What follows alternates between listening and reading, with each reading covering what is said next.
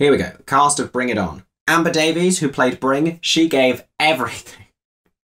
Oh, it's so dumb. Oh my god, hey! Welcome back to my Stager YouTube channel. If you're seeing my face for the first time, my name is Mickey Joe and I'm obsessed with all things theatre. So a little while ago, I was invited to go to one of the rehearsals for the upcoming UK tour of Bring It On, the musical. I got to chat to some of the cast, I got to watch them perform some of the numbers, I got a sneak peek of the amazing cheerleading choreography, and so I was really excited to see this show in London and touring across the UK. However, and I'm still so sad about this, unfortunately, the UK tour of Bring It On the musical had to be cancelled amidst growing uncertainty about the theatre industry because of COVID cases right now. And it's not even COVID within the cast, you know, it's a symptom of a bigger problem where audiences aren't going to the theatre nearly as much. And that's not to say that ticket sales weren't great for the run at the South Bank Centre, but in terms of encouraging regional audiences to get back into theatres, I think it's been a struggle for a lot of producers. And in this climate, it's a very big risk for theatre makers who have already had to endure so many financial setbacks and uncertainties in the last 2 years. So devastatingly, Bring It On closed at the South Bank Centre earlier this month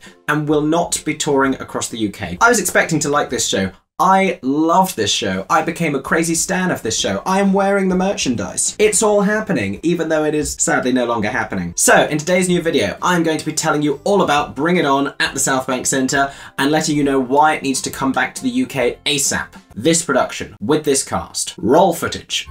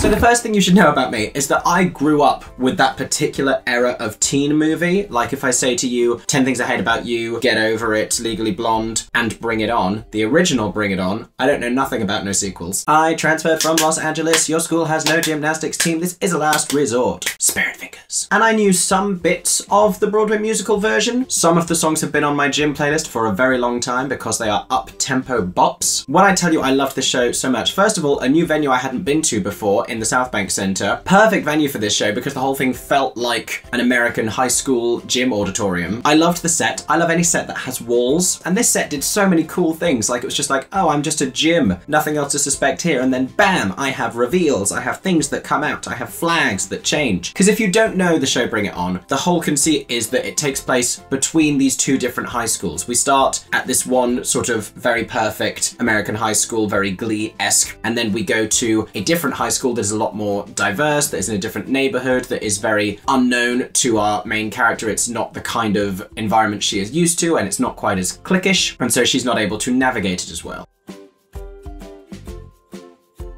I really loved this cast, and you know, some of them had been waiting a really long time to do this show, and everyone had been coming off of a lockdown, so the energy that they brought to that stage and the commitment and the performances they were giving were hilarious and just so tonally perfect for that mean teenage high school vibe. It fit right into that world with Heathers and Mean Girls and Legally Blonde and everything else you've ever loved about a high school musical. Amber Davies, who played Bring, she gave everything. Oh, it's so dumb. But she did. She was really phenomenal, and she carried this entire show on her shoulders. But she was so committed vocally, acting-wise, jokes, costume changes, some of the dumb stuff that she has to do when she has to breakdance in a leprechaun outfit. I was like, you go, Amber Davies, you sell it. And also, she was a very good sport about one of my favourite lines in the show. I don't know if this particular line was always in the show, but there's a section where they talk about being on a reality TV show, and Danielle says, I don't think embarrassing myself on reality TV is my definition of success. And then Amber Davies kind of looks wryly out over the audience as everyone just acknowledges the Love Island in the room. Vanessa Fisher as Danielle is flawless, stunning. The vocals, the dancing, the looks she was serving. I loved her so much. I need her on stage in like 10 more roles right now. Possibly my favourite character in the show as well. She was just really easy to root for. You knew exactly who she was. She was passive aggressive, but then like reasonable, and you rooted for this friendship. They had a very believable dynamic, and I love that they gave them both the final bows together. I do think Lewis Smith is billed a little bit too high. Now, when they were announcing this tour, like starring Amber Davies and Lewis Smith, I was like, oh, he's playing the dude, the like romantic interest. No, he is playing like maybe the third most relevant dude, and there's not many relevant dudes. He like wants to be a basketballer and he raps once and then he kind of disappears, but he does a lot of backflips and he gets a very late bow and he's at the top of the website. I just don't know how I feel about it. Like, fine for you to stunt cast and good on him because he doesn't have a performing background, but I don't know, he's on a lot of posters. Put Vanessa Fisher on the poster. Connor Carson was a real highlight for me. He does play the romantic lead. It's a very delicate balance to strike, that kind of Emmett from Legally Blonde-esque, like he's cool, but he's also like a little bit more mature than everyone else, and he's gonna like call the main girl out on her nonsense, but he's also like a little bit of a loner, but he's still charming and witty. He was really perfect in this role, and when he started singing in the second act, I had an entire moment. His voice is flawless and stunning, and no one is ready for him to appear on the West End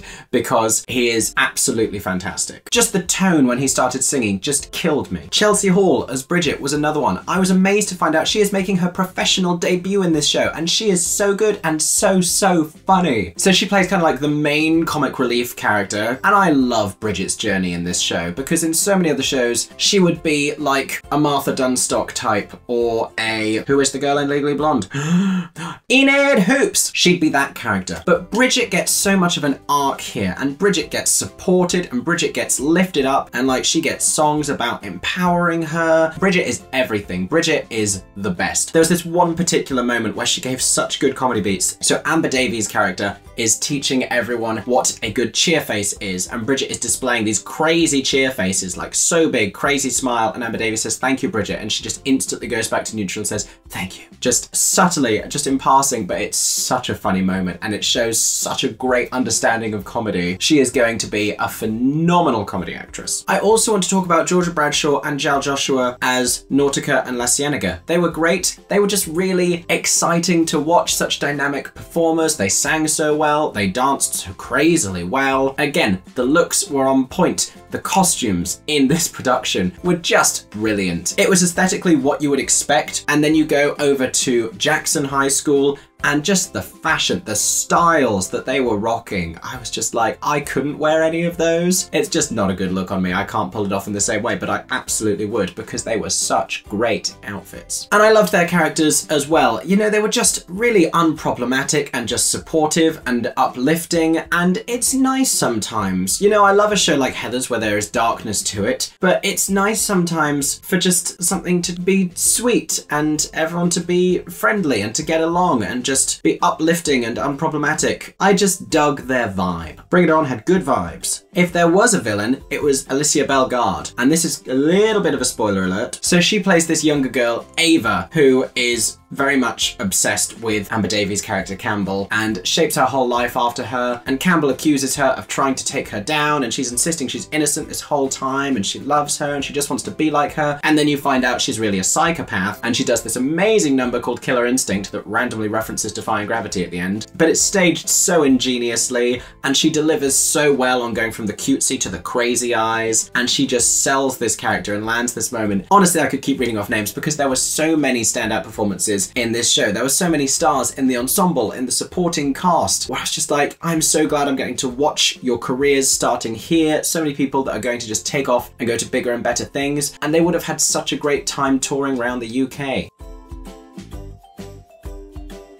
Here's what else was really great about this show, was the choreography. And not just the choreography, but the cheer choreography that they did. If you're at all into cheerleading or gymnastics, or you've watched Cheer on Netflix, you are going to love this show. The stuff they do is crazy, and I'm very used to having my mind blown by crazy choreography on a West End stage, but the height that they throw people to and the flips that they're doing, where they land it last minute and they come so close to the ground. I don't know what any of it is called, but I could watch it all day. I'm fully prepared to embarrass myself on the internet. Look how I'm dressed. But I fully cried during the last cheerleading number when Jackson High School did their cheerleading number in the final. That was also the standout moment of the show, I think, for me. And I've seen some really sad shows over the past couple of months where I haven't cried, but Bring It On the musical, fully cried. The music in the show is also really clever. If you don't know, there are two different composers working on the show. Amanda Green is one of them and Lin-Manuel Miranda is the other. And what that means is the two different sets of characters from the two different high schools have very different sounds because they were written by two different composers. There is a different composer for each high school. So it's a really satisfying change when she goes to Jackson for the first time and you hear the Lin-Manuel Miranda music, and it's so different, and it's a completely different world and a completely different environment. It works so well. I will say his score in this, and it's very much like if Showstopper or one of those musical theatre improv groups were like doing something in the style of Lin-Manuel Miranda, this is exactly what it would be. This is so like Lin-Manuel Miranda parodying himself. There are moments of it that sound very pre-Hamilton, and there are moments of it where he does his whole like, we don't talk about Bruno, non-stop 96,000, everyone's gonna sing over each other at the same time. It's classic Lin-Manuel Miranda. If you're a huge fan of his, you need to check this one off your list as well, because there are some great songs, you're gonna love them.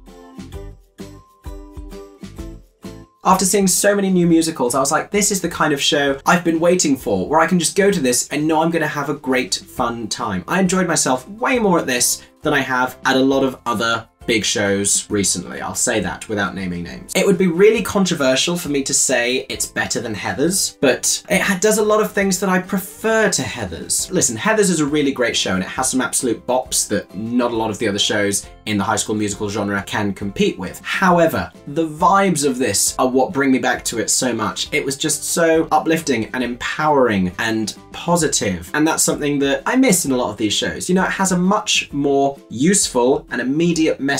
Like Heathers and Mean Girls end on like, we should all be nicer, and that's that whole message. Bring It On is about like forging real friendships with people you don't necessarily immediately have things in common with. It's about honoring your own truths. Everyone at the end of Bring It On gets celebrated, even the ones who seemed like villains along the way. There is no ill will harbored between these characters at the end. You have these two rival teams who are rooting for each other when they're in the final. How often do you see that? It's just heartwarming, and I like when teen characters can be portrayed that way to teenage musical theatre audiences.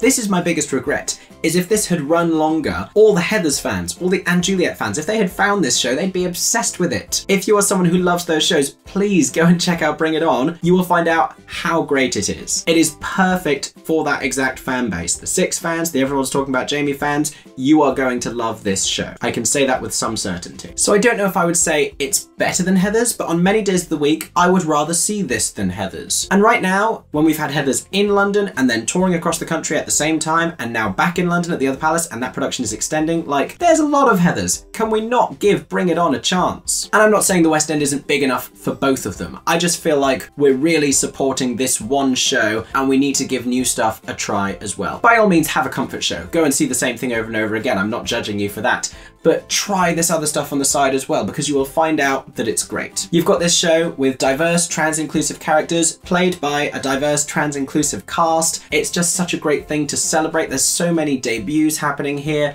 It's so wholesome on stage and off. I cannot stop supporting this production. So until producers announce that they are bringing Bring It On back to the stages, I am going to continue shaking my pom-poms in adamant frustration, because I loved this show so much and I am desperate for more people to get to fall in love with it, because you absolutely will. So if Bring It On is eventually remounted and it comes to a theatre near you, trust me, go and give it a chance. Thank you so much for watching today's plea of a video. I hope you enjoyed. If you did, make sure to subscribe to my channel, where there is plenty more content about all of your favourite shows. Also, if you want to support me as a content creator and gain access to exclusive extra videos and photo content, head over to patreon.com/MickeyJoeTheatre, where I am regularly posting a behind the scenes look at my very stagey life. I hope that everyone is staying safe and that you have a stagey day. For 10 more seconds, I'm Mickey Joe Theatre. Oh my god, hey. Thanks for watching, have a stagey day. Subscribe!